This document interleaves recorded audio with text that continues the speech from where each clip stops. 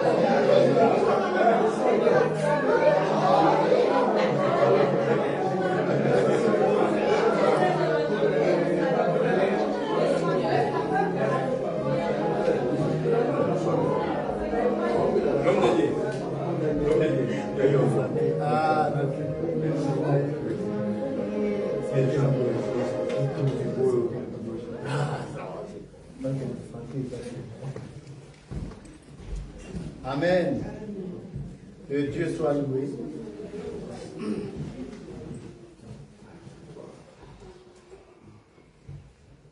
Que le Seigneur soit loué. Amen. Alors sans plus tarder, je vais faire un bref résumé de ce qui a été dit la fois dernière. Alors la fois dernière, nous avons vu le passage du Jourdain. Amen. Gédéon est arrivé au Jourdain et la Bible nous dit que Gédéon est passé avec ses 300 hommes. Amen. Et nous avons interprété, donné la signification du Jourdain. Comment nous sommes allés voir ce qui s'est passé dans le Jourdain du temps de Josué. Nous avons vu comment Dieu a donné l'ordre aux sacrificateurs de poser la plante de leurs pieds dans le Jourdain, et le Jourdain s'est ouvert. Et les sacrificateurs sont restés au milieu du Jourdain afin de permettre au peuple de passer. Tant que les sacrificateurs étaient au milieu du Jourdain, le Jourdain ne pouvait pas revenir à la normale. Parce qu'ils sont encore là.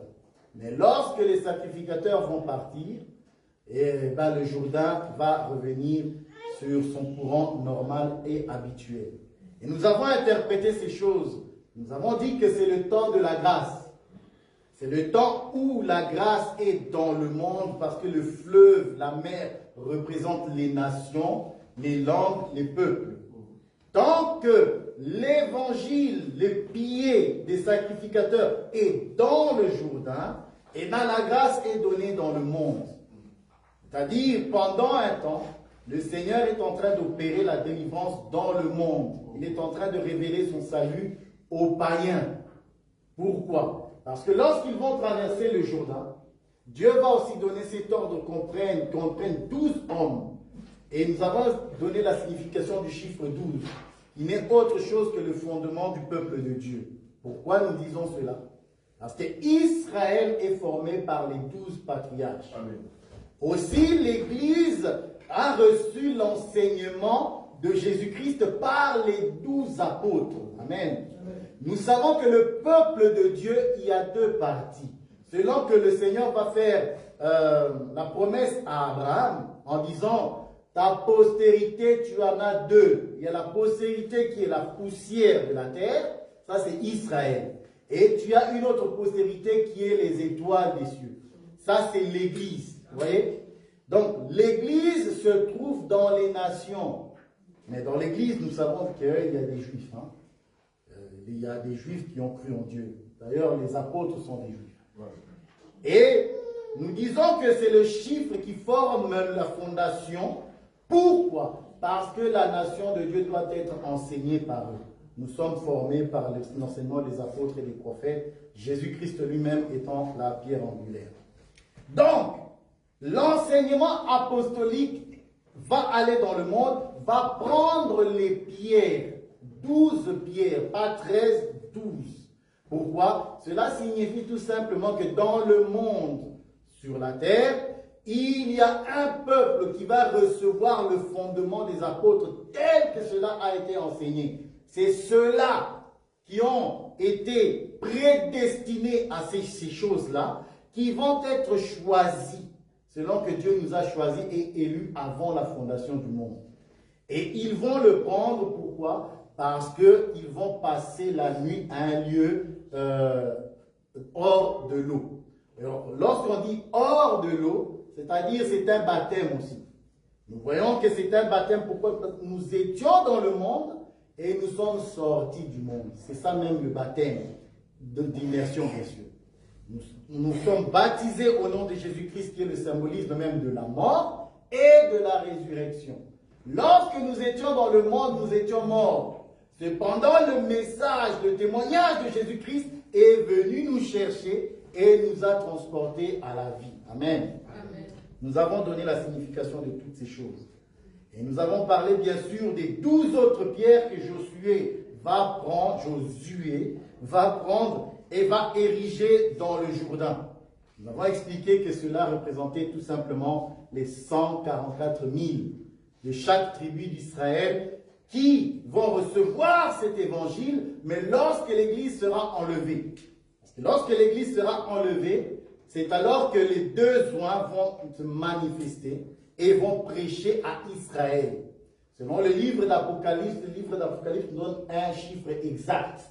144 000 de chaque tribu de la famille d'Israël qui seront sauvés. Cependant, la bête va les tuer. Amen. Voilà, nous avons aussi expliqué cela. Et nous avons aussi expliqué pourquoi Jésus va se faire baptiser dans le Jourdain. Tout simplement parce que, selon la prophétie, c'est que Josué a érigé dans le Jourdain représente aussi un autel. Pourquoi? Parce que dans la prophétie, l'animal doit être crucifié sur un autel. Et cet autel n'est autre que celui qui a été placé dans le Jourdain. Et Jésus, c'est Jean-Baptiste qui va le reconnaître comme étant l'agneau de Dieu qui ôte le péché du monde. Et lui, quand il va venir à Jean va lui dire, mais je ne suis pas digne, c'est moi qui devrais venir à toi pour me faire baptiser. C'est toi qui viens à moi. Et Jésus lui dit, laisse faire ce qui est juste. Or, nous avons compris que ce qui est juste, c'est qu'il va mourir et il va ressusciter. Amen. Nous avons expliqué tout ça. Et ensuite, nous sommes bien sûr revenus sur le passage de Gédéon, où il est passé au Jourdain. Et nous avons dit que nous, étant peuple de Dieu, nous ne pouvons pas rester dans le Jourdain. Tout simplement, on a pris le Jourdain comme aussi étant un obstacle, une preuve que nous devons passer. C'est un temps. Tu es arrivé au Jourdain, les rives du Jourdain, selon le psaume, va me dire que les rives du Jourdain sont orgueilleuses. Le Jourdain, les rives, le flot du Jourdain, ça représente l'orgueil. Ça peut t'emporter. Cependant, nous étant chrétiens, nous ne serons pas emportés. Lorsque tu traverses les temps difficiles, nous avons dit que, vu que tu fais partie de l'armée de Gédéon, Gédéon est passé, tu passeras. Tu ne vas pas rester. Et le Seigneur va dire par la bouche de son serviteur Pierre, il dit ceci, de mémoire, il dit, soyez armés de la même façon que Jésus-Christ a souffert. vu qu'il a souffert, vous souffrirez aussi. Cependant, vous ne mourrez point. Parce que lui, il est sorti du tombeau, vous passerez aussi par cela. Vous ne serez pas retenus par les obstacles, par les démons et par toutes ces circonstances. Amen. Amen. Ça, c'est notre foi. Nous prenons que nous ne resterons pas dans le tombeau. Amen. Amen. Alors, mon lecteur n'est pas là aujourd'hui. Frère Owen, bien sûr, Frère Roger va m'aider, bien sûr. Merci beaucoup. Notre lecteur béni n'est pas là, mais sa femme est là, vous savez, non? Ça fait un moment qu'elle n'était pas là, parmi nous, elle était malade. Que Dieu bénisse sa servante. Alors, nous avons parlé la fois dernière, on n'avait pas fini le passage parce qu'on a juste parlé du Jourdain, mais aujourd'hui, nous allons voir l'entièreté de ce passage, la deuxième partie qui parle de la fatigue. Gédéon juge. Le chapitre 8, le verset 4 et 5. Juge, chapitre 8, 4 à 5. Gédéon arriva au Jourdain et il le passa, lui et les 300 hommes qui étaient avec lui. Fatigué, mais poursuivant toujours. Il dit aux gens de Sukkot, donnez, je vous prie, quelques pains au peuple qui m'accompagne, car ils sont fatigués. Et je suis à la poursuite des Zébak et de Tchalmouna, roi de Madian. Amen. Amen. Que Dieu soit loué. Je souris parce que je suis dans cette prédication, dans cette exhortation aujourd'hui, mais je suis déjà dans l'autre semaine. Comment je vais expliquer Zébak et Tsalmoun. Moi, je suis déjà là-bas, mais je dois revenir. C'est bien beau, mais aujourd'hui, on est ici. Dieu est bon, lui qui nous donne sa parole pour nous fortifier. Alors aujourd'hui, je serai vraiment plus dans l'exhortation. Pourquoi? Parce que la deuxième partie de ce verset va nous dire ceci. Gédéon est passé dans le Jourdain, lui et ses 300 hommes. Cependant, ils étaient fatigués. Mais ils ont poursuivi. Ouais.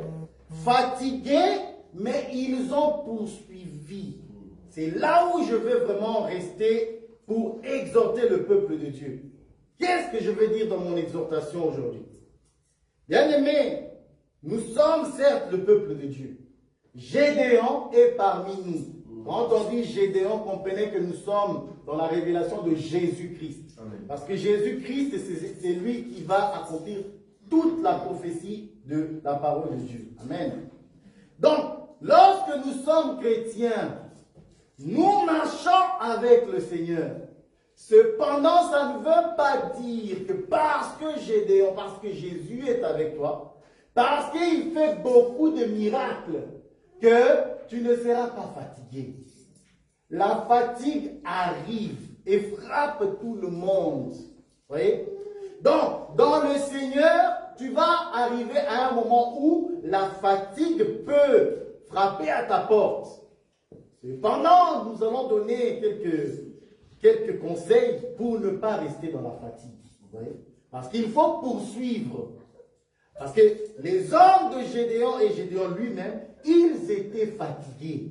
Je viens dire à quelqu'un que la vie chrétienne que tu vis, que tu as embrassée par sa grâce, il y a des hauts, il y a des bas.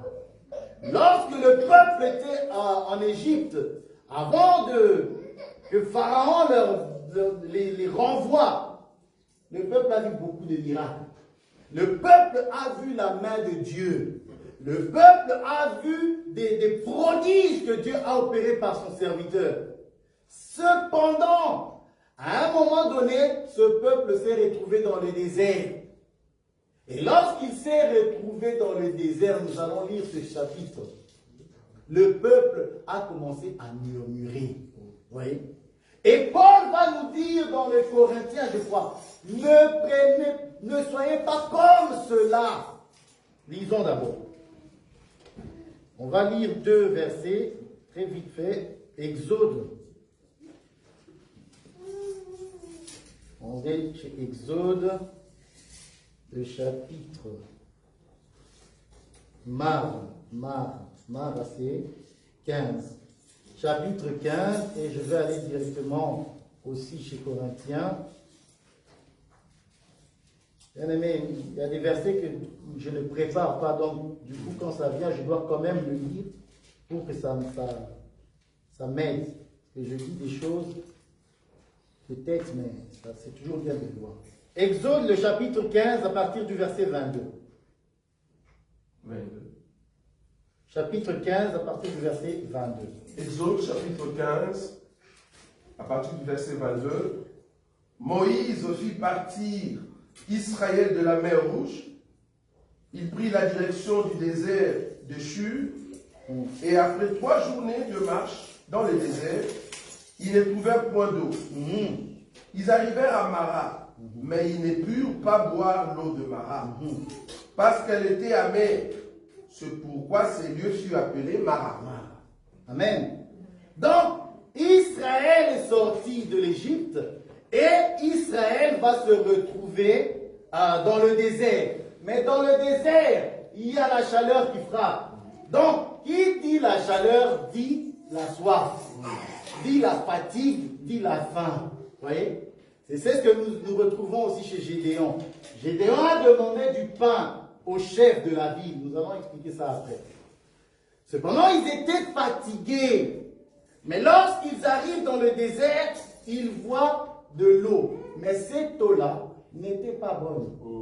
Pourquoi? Parce que Mara veut tout simplement dire amertume. C'est comme ça que lorsque Naomi revient dans sa ville natale, elle dit ne m'appelez plus Noémie, appelez-moi Mara.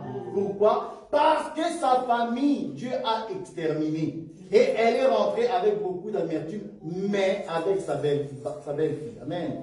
On n'est pas là aujourd'hui. Cependant, Dieu dit à Moïse, Moïse, prends un bâton. C'est ça, hein? Ouais. Verset 24. Verset 24. Le peuple murmura contre Moïse en disant, que boirons-nous? Moïse cria à l'Éternel et l'Éternel lui indiqua un bois qu'il jeta dans l'eau. Et l'eau devint douce. Vous voyez? Donc, lorsque tu es dans le désert, la première partie que tu vas aussi trouver, parce que ça fait partie de la vie chrétienne, c'est Mara. Mara, ça arrive à tout le monde. Ça arrive que tu passes un temps où Dieu te prend les choses. Vous voyez? Lorsque Dieu te prend les choses, dans un premier temps, la Bible dit, ça semble comme un châtiment très difficile à accepter. Et Paul va nous dire, lorsque ton père te frappe, le châtiment te semble vraiment très difficile. Mais cependant, il te châtie pour un héritage. Vous voyez?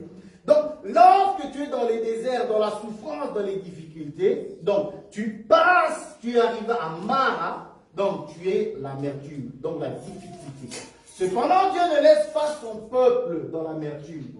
C'est un Dieu qui n'aime pas que l'âme de son serviteur soit dans l'amertume. C'est pour ça que David, dans les psaumes, va dire, « Oh mon âme, bénis l'Éternel. Pourquoi t'as battu? Je le louerai et je le louerai encore. » Cependant, l'amertume arrive. Mais nous, étant serviteurs de Dieu, parce que nous sommes tous des serviteurs de Dieu, nous ne pouvons pas accepter que cette amertume s'installe dans nos vies et nous détruise. Vous voyez ça? Dieu va indiquer à Moïse, Moïse, prends un bois et jette-le dans l'eau. Bien aimé, le jour où vous allez voir un morceau de bois qui a la force d'assainir les eaux, en tout cas, appelez-moi. Appelez-moi parce que c'est un miracle. Dieu l'a indiqué à Moïse pour montrer comment il délivre son peuple. Or, le bois, ça représente tout simplement la croix. Vous voyez? Cette prédication de la croix, lorsqu'elle est prêchée dans le cœur du peuple qui a de l'amertume, bien aimé, la parole a la puissance d'enlever cette amertume. Amen. La parole de Dieu enlève l'amertume dans le cœur. Amen. Donc, lorsque tu traverses Mara, le désert, et que tu arrives à Mara, à un moment où tu as un peu d'amertume, laisse-moi te dire que c'est pour un temps. Amen. Mais le Seigneur nous a déjà donné la solution. C'est la prédication de la croix. Donc, lorsque tu vois ces choses t'arriver, frère, ne t'inquiète pas. Prends seulement la prédication et chasse cette amertume. C'est comme ça que David va dire à son âme, mon âme, je le louerai encore. Vous voyez? Amen. Pourquoi? Parce que nous ne sommes pas destinés à vivre dans la tristesse et dans l'amertume. Nous sommes un peuple où Paul dit, soyez toujours joyeux. Amen. Amen. Alors nous retournons, nous allons lire un peu le Corinthiens. Je n'ai pas lu bien sûr.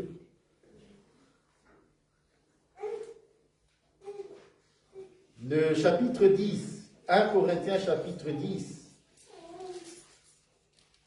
à partir du verset 9. 1 Corinthiens chapitre 10, à partir du verset 9.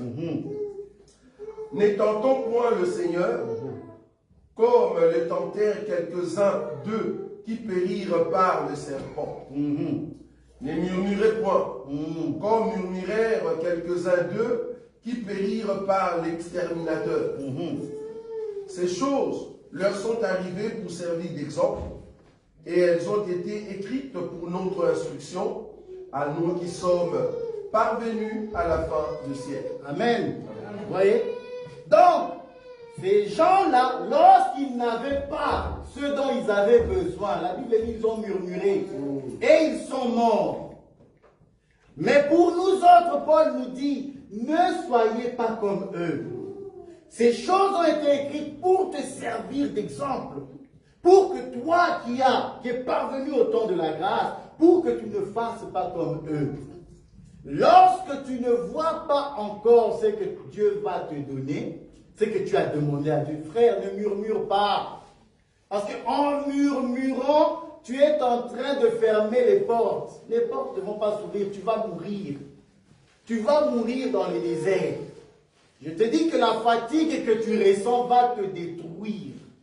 Pourquoi? Parce que tu n'as pas été là où il fallait se ressourcer.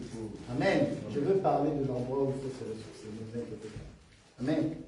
Cependant, la Bible nous dit que ils étaient fatigués, mais ils ont poursuivi. Qu'est-ce que je veux dire encore dans la fatigue? Vous savez, lorsque nous travaillons, il arrive que nous sommes fatigués. Et cette fatigue-là commence à impacter même notre vie spirituelle. Bien-aimés, je vous ai dit que je suis dans l'exhortation. Parce que je veux nous encourager. Et c'est quelque chose que nous rencontrons tous. Avoir la fatigue. Où tu es fatigué, après le travail, tu n'arrives même pas à prier. Ça arrive à tout le monde. Cependant, ils poursuivirent leur chemin. Ça veut dire quoi? Ils ont fait des efforts. Nous sommes appelés à faire des efforts. Oui, le quotidien nous fatigue. Nous sommes fatigués et parfois même l'impact sur notre vie, c'est que nous n'arrivons plus à prier. Nous n'arrivons plus à méditer la parole. La fatigue nous parle tellement fort et en nous disant que tu es fatigué, l'Église oublie. Laisse seulement, laisse ce dimanche. La fatigue va entraîner quoi? La procrastination. Ça veut dire, tu vas commencer à négliger le temps de la prière. Tu vas commencer à négliger, à reporter toujours au lendemain ce que tu faisais auparavant. Avant, tu arrivais facilement à prier. Mais lorsque tu écoutes la voix de la fatigue, tu deviens procrastinateur, un négligent. Et tu négliges la prière, tu négliges le don de Dieu. Parce que lorsque tu ne pries pas, que tu le veuilles ou pas, la flamme qui est en toi, la lumière de Dieu qui est en toi, va s'éteindre. Alors j'exhorte une personne à ne pas se laisser fatiguer. Ne laisse pas que la fatigue quotidienne détruise ta relation avec Dieu. Pourquoi? Le Seigneur Jésus va nous dire ceci. Parce qu'il faut écouter ce que le Seigneur Jésus dit. C'est dans Matthieu 26. Matthieu. C'est Jésus qui est en train de parler aux apôtres. Qu'est-ce qu'il leur dit? Il leur dit, veillez et priez. La chair est faible, mais l'esprit est bien disposé. Bon, voilà. Matthieu 26. Matthieu chapitre 26, verset 41. Matthieu chapitre 26, voilà. Verset 41. Veillez et priez afin que vous ne tombiez pas dans la tentation. L'esprit est bien disposé, mais la chair est faible. Amen. Vous voyez, l'esprit est bien disposé, mais la chair est faible. Ça veut dire que la chair, c'est elle qui subit la fatigue quotidienne. Vous voyez? Donc, tu es fatigué. Mais si tu ne fais pas l'œuvre de Dieu, même quand tu es fatigué, bien aimé, que tu le veuilles ou pas, à un moment donné, ça aura de l'impact dans ta vie. La fatigue a de l'impact dans notre vie. Pourquoi? Parce que la lampe de l'Éternel que tu dois garder allumée, tu ne vas plus elle ne sera plus allumée. Elle va s'éteindre. Et une fois que cette lampe s'éteint, bien aimé, tu ne vas même pas comprendre comment les habitudes, les anciennes habitudes vont revenir, vont frapper à ta porte. Tu ne vas pas comprendre pourquoi et comment. Mais moi, je vais te dire ceci, que lorsque tu es fatigué, le Seigneur nous dit, veillez, priez. C'était difficile aussi pour les apôtres, mais le Seigneur leur donne ce conseil de prier, de veiller. Pourquoi? Parce que si tu laisses la fatigue t'entraîner, te dompter. Bien aimé, que tu le veuilles ou pas, la fatigue va faire en sorte que les anciens désirs vont revenir. Pourquoi? Parce que ton esprit n'est plus fort. Parce que ce qui nous donne la force de résister à la tentation, au diable, c'est la parole de Dieu et la prière. Amen.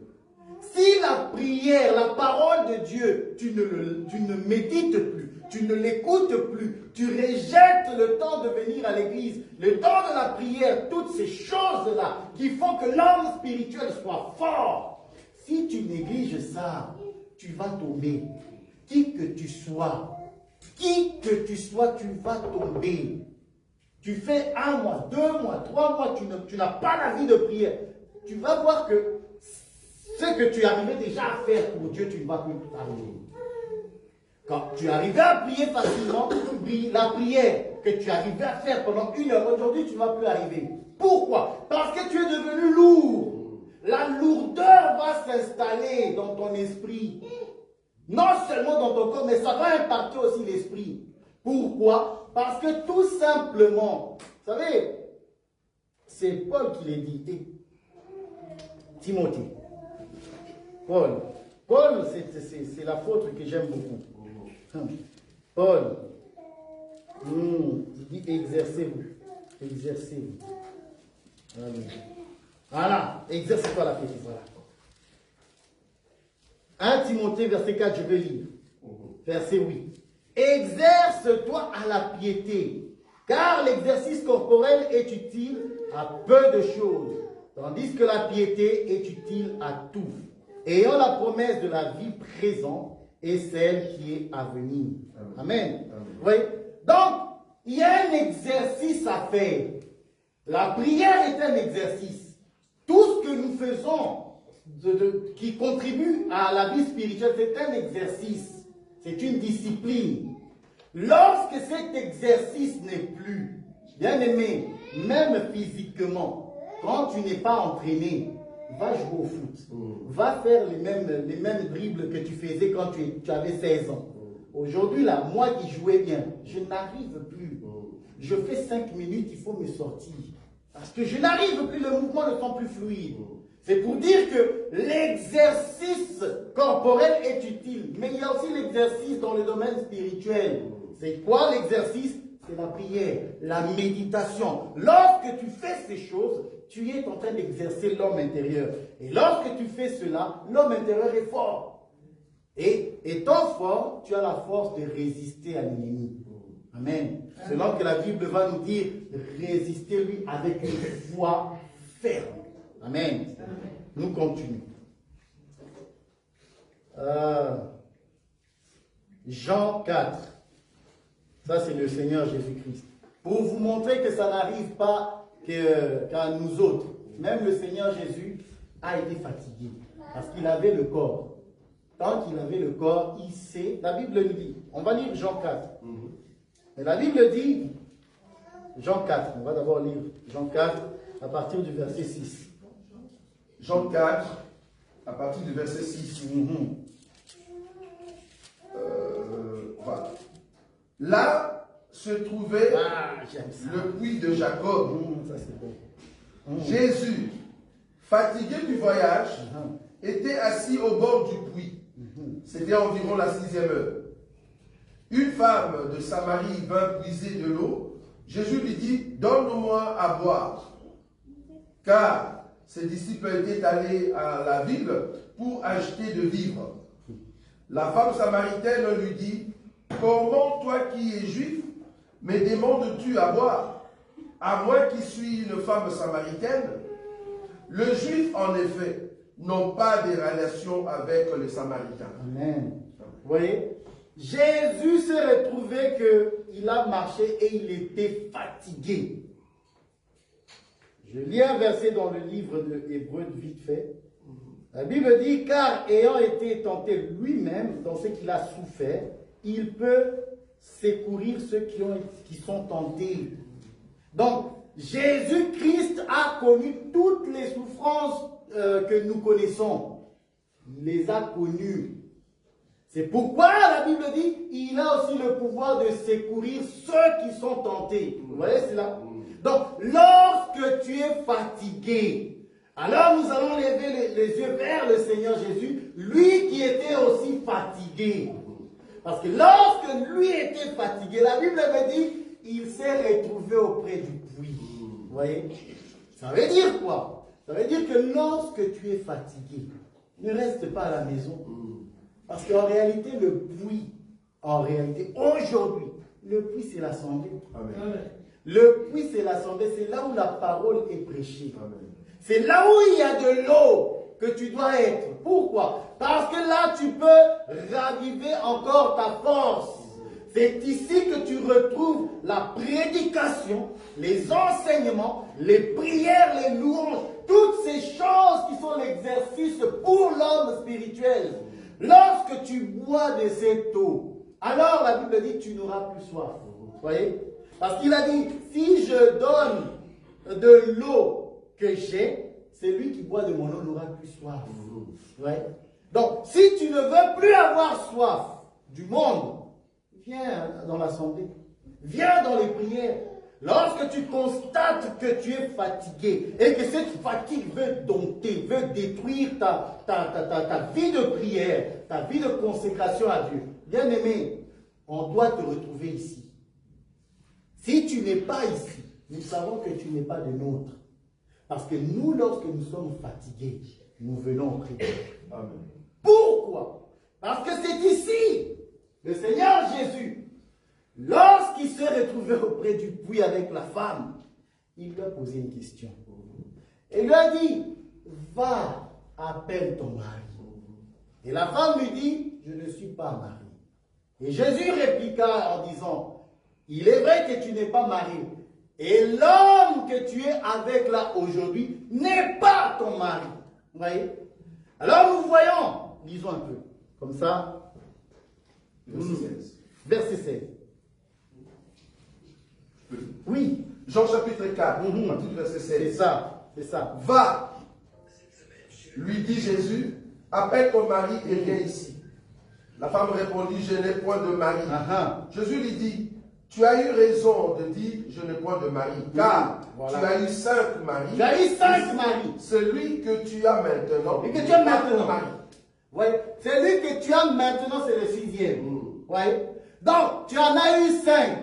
celui que tu aimes maintenant n'est pas ton mari. Ça veut dire que tu vis dans la débauche. Or, lorsque tu viens auprès du puits, nous te dirons, bien-aimé, sors de ton péché. C'est ici, parce que le péché, c'est en fait un joug qui va t'alourdir, qui va te donner la lourdeur pour ne pas te permettre de prendre l'envol, de marcher. Vous voyez, ça c'est lourd. Or, ici, auprès du puits, le Seigneur est en train de parler à la femme en disant que l'homme que tu as là maintenant, ce n'est pas ton mari. Et nous avons compris qu'en réalité, le Seigneur voulait dire, sors de ton péché. Tu dois sortir. Parce que ce qui te rend lourd, c'est parce que quand tu priais, tu étais discipliné, tu avais la force. Mais lorsque la fatigue s'est installée et t'a dompté, bien aimé, les anciens désirs ont commencé à circuler dans ta tête. Les mauvais désirs ont commencé à monter. Tu ne vas pas me mentir. Moi, c'est la Bible qui me dit ça. Parce que quiconque n'a pas une vie de prière, que tu le veuilles ou pas, tu vas tomber. Tu vas tomber. Cependant, auprès du puits, le Seigneur va te parler avec bienveillance. Il parle avec bienveillance. Pourquoi? Parce que si tu sors de cette relation qui est le 6e, il y a un autre mari qui s'est présenté. Parce qu'en réalité, le Seigneur Jésus qui parle à la femme, il se présentait comme le 7e. Il se présentait comme le 7e mari de cette femme. Pourquoi je dis cela? Parce que nous avons vu dans la Bible que plusieurs mariages ont été faits auprès du puits. Nous avons le cas de Rebecca auprès du puits. Rachel auprès du puits. Qui d'autre? Séphora auprès du puits. Pourquoi? Parce que si tu veux trouver la femme de Christ, en tout cas, la femme de Christ que nous sommes auprès du puits. Amen. Le Seigneur ne peut pas te trouver ailleurs. Amen.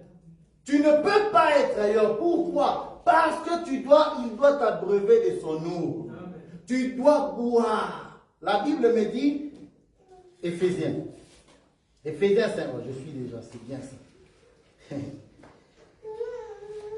Marie, aimez vos femmes comme Christ a aimé l'Église et s'est livré lui-même pour elle, afin de la sanctifier par la parole, après l'avoir purifiée par les eaux du baptême, afin de faire paraître devant lui cette Église glorieuse, sans tache, ni ride, ni rien de semblable, mais sainte et irrépréhensible. Amen. Donc, cette femme doit s'abreuver par la parole, parce que la parole représente l'eau. Donc, quand tu es fatigué, toi, épouse du Seigneur, tu ne peux pas rester à la maison. Tu dois être ici. Pourquoi? Parce que si tu te laisses aller, si tu laisses la fatigue te dompter, je dis bien dompter, je t'assure, tu ne vas pas aller. Tu vas tomber. Amen. Lisons 2 Samuel pour comprendre comment le diable est rusé. 2 Samuel, le chapitre 16. 2 Samuel, juste là. Vous allez voir un homme qu'on appelle Achitophel. Et vous allez écouter ce que cet homme va dire. Il avait raison. Cependant, Dieu est bon envers son serviteur. Que Dieu soit béni. 2 Samuel, le chapitre 16, à partir du verset 23, et on va prendre aussi le verset 17, chapitre 17 directement, les 2 premiers versets. 2 Samuel, chapitre 16. Écoutez attentivement. À partir du verset 23. Les conseils donnés en ces temps, en ces temps-là, par Achitophel, avait autant d'autorité que si l'on eût consulté Dieu lui-même. Donc, lorsque cet homme parlait, c'était comme si Dieu lui-même t'avait parlé. C'était un conseil de David qui s'est révélé, qui est allé vers Absalom. Cet homme, lorsqu'il donnait des conseils, c'était pas un prophète, c'était un conseiller. Lorsqu'il parlait, la Bible dit, c'était comme si c'est Dieu lui-même qui parle, qui te conseille. Et son conseil va t'amener à la victoire. À coup sûr, si tu écoutes son conseil, victoire. Écoutez ce qu'il dit, chapitre 17. 17 à partir du premier verset. Oui. Achitophel dit à Absalom, laisse-moi choisir 12 000 hommes, je me leverai et je poursuivrai David de cette nuit même. Je le surprendrai pendant qu'il est fatigué et que ses mains sont affaiblies. Je le pouvanterai et tout le peuple qui est avec lui s'enfuira. Je frapperai le roi seul. Amen. Vous voyez, ce conseil, si seulement Absalom avait suivi ce conseil, David serait mort. Parce que ça, si David n'est pas mort, c'est parce qu'il a envoyé, je crois, Abiathar auprès d'Absalom pour contrer les conseils d'Achitophel. Cependant, écoutez ce qu'il dit. Je le poursuivrai, David, lui, cette nuit. Je le surprendrai pendant qu'il est fatigué et ses mains sont affaiblies. Vous voyez? Pendant que ses mains sont affaiblies. Or, nous savons que les mains représentent la force. Quand tu n'as plus de force pour prier, pour exercer le don de Dieu, pour te consacrer, quand tu n'as plus de force, tu es fatigué.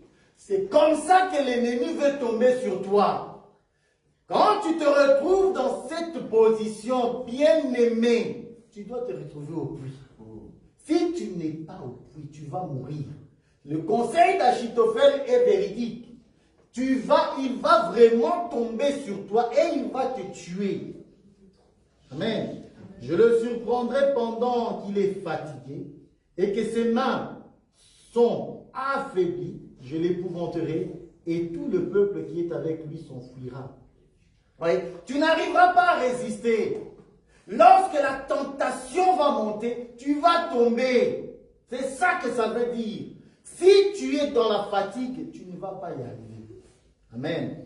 C'est comme ça que, en parlant de la fatigue, je ne peux pas passer ce verset, bien sûr, de Ésaïe 40. Et là, nous allons voir comment le peuple de Dieu est un peuple béni. Ésaïe 40, à partir du verset 28, je crois. Ésaïe 40, à partir du verset 28. 28. Ne le sais-tu pas, ne l'as-tu pas appris? C'est le Dieu d'éternité, l'Éternel, qui a créé les extrémités de la terre. Voilà. Il ne se fatigue point, il ne se lasse point. Lui, il ne se fatigue pas. Toi qui es homme, tu te fatigues. Mais lui, il ne se fatigue pas. C'est pourquoi nous continuons la lecture. Sinon, je vais déjà faire la conclusion. On se peut sonder son intelligence. On ne peut sonder son intelligence.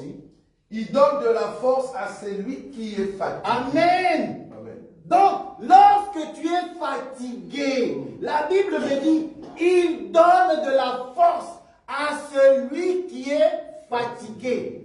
Cependant, lorsque tu es fatigué, si tu ne viens pas auprès du puits pour te ressourcer, il ne sait pas te ressourcer. C'est pourquoi quand tu es fatigué, la parole dit, Dieu donne la force à ceux qui sont fatigués. Amen. Continuons. Il augmente. Il augmente la vigueur de celui qui tombe en défaillance. Mais quand tu es tombé, la Bible te dit, le Seigneur donne de la force, mais il augmente aussi la vigueur de ceux qui sont tombés. Donc si tu es tombé, ce n'est pas pour toi une occasion de dire non, je reste couché. Non. Si tu es tombé, la Bible dit, Dieu augmente. Donc la Bible me dit, là où la grâce... Non, je vais lire ça. La grâce a surabondé. Ah, Romain. On reste sur notre Ésaïe. Moi, je vais juste lire Romain pour que nous puissions comprendre. Il dit, là où le péché abonde, la grâce a surabondé. Voyez? Donc, lorsque tu es tombé, en disant cela, je ne suis pas en train d'encourager quelqu'un à tomber. Nous n'encourageons pas les gens à vivre dans la débauche. Non, pas du tout. Cependant, pour celui qui est tombé, la Bible dit, la grâce surabonde. Voyez? Donc Dieu a la force de te redonner encore la force de marcher pour obéir à sa parole. Amen. Amen. Amen. Continuons notre Isaïe. Isaïe 40, le verset 30. Les adolescents se fatiguent et se lassent. Voilà, docteur Zéla. Vous voyez qui se fatigue et se lasse? Les adolescents. Et je prends déjà le deuxième. Les adolescents se fatiguent et se lassent et les jeunes hommes chancellent. La Bible dit que c'est les adolescents qui se fatiguent et ils se lassent. Les jeunes gens tombent en défaillance, c'est ça. Oui. Or, nous autres, nous ne sommes pas des adolescents. Nous autres, nous ne sommes pas des jeunes gens, bien-aimés. La Bible me dit, c'est Jésus qui parlait encore à Pierre. Il dit à Pierre, lorsque tu seras vieux, on te scindra. Voilà. On t'amènera là où tu ne veux pas aller. Ouais. Ça veut dire quoi? Vieux. Nous disons que la vieillesse chez nous, c'est lorsque l'Esprit de Dieu nous a été donné. Amen. Ça veut dire que nous n'avons plus la capacité. Amen. Nous n'avons plus la force de nous conduire nous-mêmes. Vous voyez?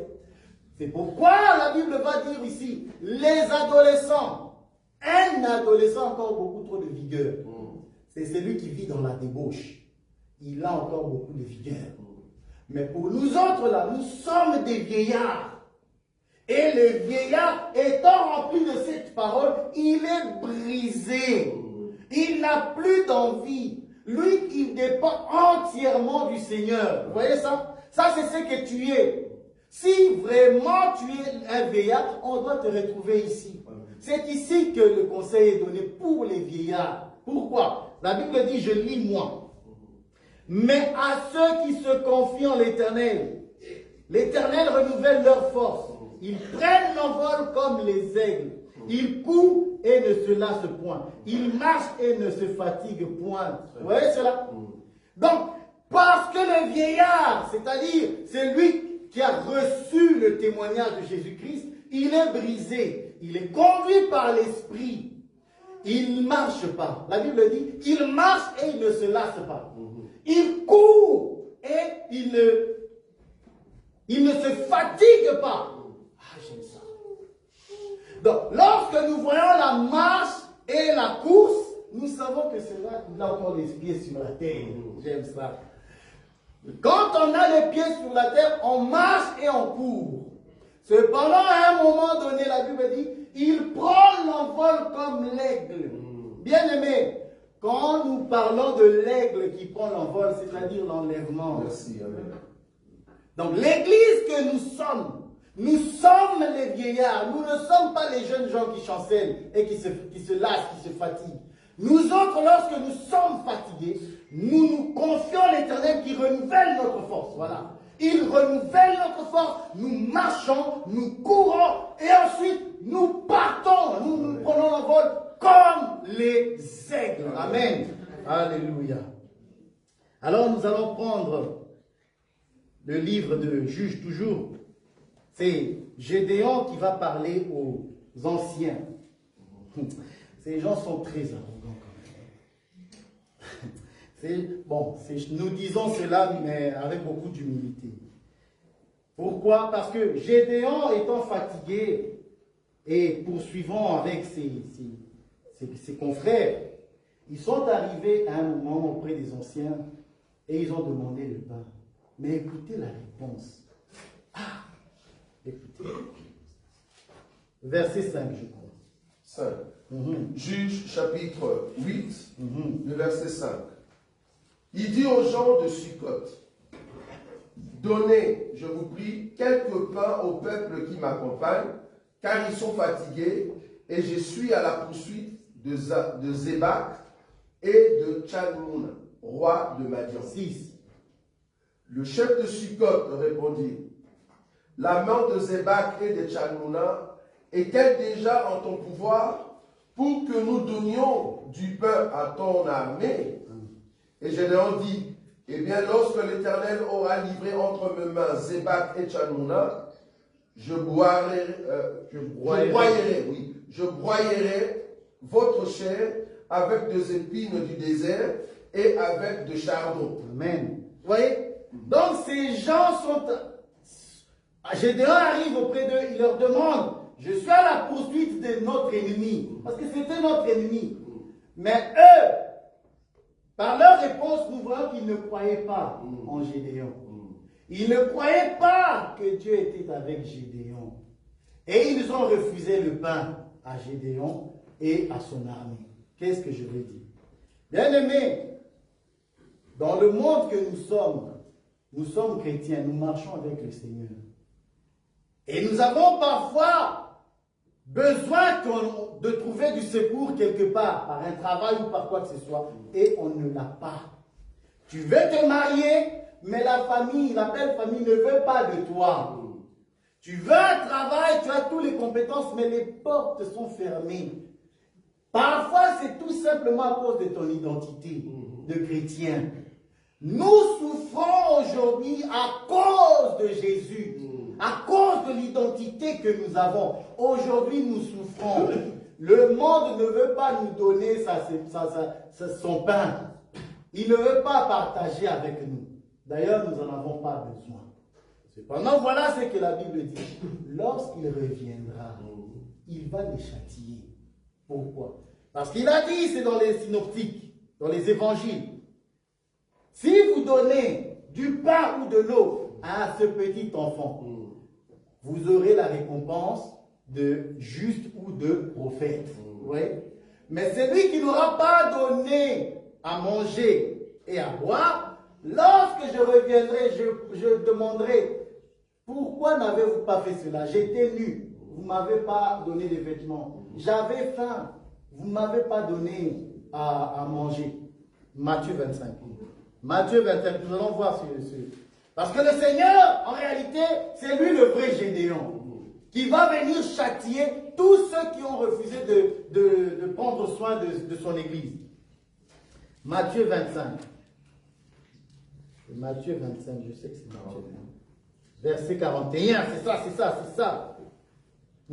Ensuite, il dira à ceux qui seront à sa gauche, voilà. Retirez-vous de moi, maudits. Allez dans le feu éternel qui a été préparé pour les diables et pour ses anges. Car j'ai eu faim et vous ne m'avez pas donné à manger. J'ai eu soif et vous ne m'avez point donné à boire. J'étais étranger et vous ne m'avez pas recueilli. J'étais nu et vous ne m'avez pas vêtu. J'étais malade et en prison et vous ne m'avez pas visité. Ils répondront aussi, Seigneur, quand avons-nous vu, ayant faim, ou ayant soif, ou étranger, ou nu, ou malade, ou en prison, et ne t'avons-nous pas assisté? Et il leur répondra, je vous l'ai dit en vérité, toute le fois que vous n'avez pas fait ces choses à l'un de ces plus petits, c'est à moi que vous ne les avez pas fait. Amen. Ça, c'est Gédéon. À chaque fois que tu n'assistes pas le peuple de Dieu, alors que tu peux assister ton frère dans tes avoirs, tu peux l'assister, mais tu ne le fais pas. Tu lui refuses, tu fermes tes entrailles, tu refuses de lui donner ton assistance. La Bible dit, lorsque le Seigneur Jésus-Christ reviendra, de telles personnes, il va les jeter dans les temps du feu. Donc, bien-aimés, ayez pour habitude d'avoir cette facilité d'aider les saints. Amen. Quand tu peux faire du bien, fais-le. Fais du bien à ton frère. Fais du bien à l'église. Il y a des gens qui sont devenus tellement lourds que même donner à l'assemblée, c'est devenu difficile. C'est la lourdeur qui te fait ça. C'est parce que tu as laissé la fatigue, ce que tu arrivais à faire facilement. Tu donnais facilement, tu priais facilement. Aujourd'hui, tu n'arrives plus. Tu ne veux même plus. Tu es devenu économe, avare. C'est très mauvais. Lorsque le Seigneur viendra, de telles personnes, Tu avais la capacité de faire le bien, de donner, mais tu ne l'as pas fait. Bien aimé, toi et tes biens, vous irez au même endroit. Amen. Alors ici, pour conclure, ces hommes-là n'ont pas cru, ne croyaient pas en Gédéon. Et je vais lire un chapitre dans Hébreux 2, verset 6. Or, quelqu'un a rendu quelque part ce témoignage. Qu'est-ce que l'homme pour que tu te souviennes de lui? Ou le Fils de l'homme pour que tu prennes soin de lui? Tu l'as abaissé pour un peu de temps au-dessous des anges. Tu l'as couronné de gloire et d'honneur. Tu as mis toutes choses sous ses pieds. En effet, en lui soumettant toutes choses, Dieu n'a rien laissé qui ne lui fût soumis. Cependant, j'aime ça. Cependant, nous ne voyons pas encore maintenant que toutes choses lui soient soumises. Amen. Donc, Gédéon a la prophétie de battre Madian. Mais eux, vu qu'ils ne voient pas encore que la main de Gédéon est sur ses ennemis, ils refusent. C'est comme Jésus aussi. La Bible dit Dieu a tout soumis sous ses pieds. Cependant, nous ne voyons pas encore que Jésus soit le roi sur la terre. Nous ne le voyons pas. Pourquoi? Parce que pour le moment, Jésus n'est Dieu et roi dans nos vies, Amen. Dans nos cœurs. Nous avons cette prophétie qu'il va régner dans le monde. Cependant, nous ne le voyons pas encore. Bien aimé, je tiens à te dire, ce que Dieu a promis dans sa parole pour toi, si tu ne le vois pas encore, tu le verras. Amen. Pourquoi? Parce que la Bible me dit que la prophétie, elle s'accomplira et elle s'accomplira certainement. Cependant, si elle tarde, la Bible dit, attends-la. Donc, tout ce que Dieu t'a promis je dis bien dans sa parole, toute promesse que Dieu t'a promis dans sa parole va s'accomplir. Amen. Donc, si tu attends une promesse de Dieu pour son accomplissement et que tu ne vois pas encore, sache-le que le Seigneur lui-même aussi attend impatiemment le temps où il va régner. Donc, nous ne le voyons pas encore, cependant nous savons que Dieu l'a donné. C'est comme toi et moi. Dieu nous a tout donné. Cependant, il y a des choses que nous ne voyons pas encore. Amen. Amen. Alors, je tiens à dire aujourd'hui à l'Église, c'est que Dieu t'a promis, si tu ne le vois pas encore, sache que le Seigneur Jésus-Christ lui-même, il attend aussi de voir l'accomplissement de la prophétie. Amen. Amen. Quand les temps seront accomplis, c'est que tu attends de Dieu. Dieu va te donner. Il a tout pouvoir. Il est capable de tout. Qu'est-ce que Dieu ne peut pas faire? Amen. Si tu es fatigué, bien aimé, on doit te trouver auprès du puits. Auprès du puits, la femme, c'est là qu'on épouse une femme. On n'épouse pas une femme qui n'est pas auprès du puits. C'est pour ça que je dis aux jeunes hommes qui sont ici et aux jeunes femmes qui sont ici, vous qui voulez épouser, vous marier, il faut vérifier que l'homme se trouve auprès du puits et que la femme aussi se trouve auprès du puits. Parce que le vrai mariage, c'est seulement pour ceux qui sont auprès du puits. Amen. Amen. Alors, nous sommes peut-être fatigués, mais nous poursuivons toujours. Amen. Amen. Dans la fatigue, peu importe la fatigue, je ne vais pas me laisser dompter. Je ne vais pas laisser la fatigue détruire ma vie de prière. Là où s'assemblent les aigles, là où il y a le mort, c'est là où s'assemblent les aigles, n'est-ce pas? C'est là que nous venons puiser notre force. Alors si tu es fatigué, je t'exhorte et je t'encourage. Reprends tes anciennes habitudes de la prière et de la méditation à la parole. Et si tu ne venais plus dans l'assemblée, bien aimé, je t'exhorte à être régulier. Amen. Amen. C'est ici qu'on doit te voir, auprès du puits. Que Dieu bénisse sa parole. Amen.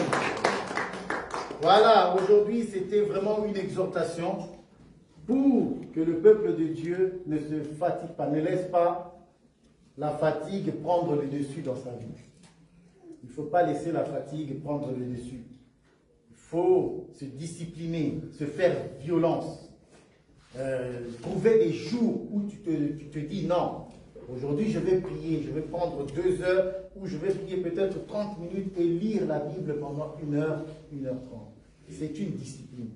Il ne faut pas laisser que la fatigue corporelle, physique, éteigne la flamme de Dieu qui est en toi. C'est un don précieux, un gage que le Seigneur t'a donné. Tu dois le garder jusqu'à son retour. Amen. Amen. Alors sans plus tarder, j'aimerais quand même que nous puissions prier. Alors nous allons nous lever. Nous allons nous lever. Si tu as compris ce qui a été dit, alors je t'invite, si tu es fort, je t'invite, je t'exhorte à continuer. Prie pour que le Seigneur te garde là. Parce que vous savez qu'un homme aussi qui s'appelle Élie, lui aussi il était fatigué dans le désert. Et Dieu l'a nourri 2 fois pour qu'il puisse arriver à la montagne à la rencontre de l'Éternel. Amen. Donc si tu es fort, prie. La Bible dit que ceux qui sont debout, qu'ils prennent garde de ne pas tomber. Donc veillons. Je suis debout? Oui, je suis debout. Ok, je vais rester debout. Et si tu es tombé, relève-toi. Et si tu sens que la fatigue a pu commencer à détruire ta vie de prière, prie. L'occasion t'est donnée. Prions. Oh oui, Seigneur Jésus. Je ne me laisserai pas détruire.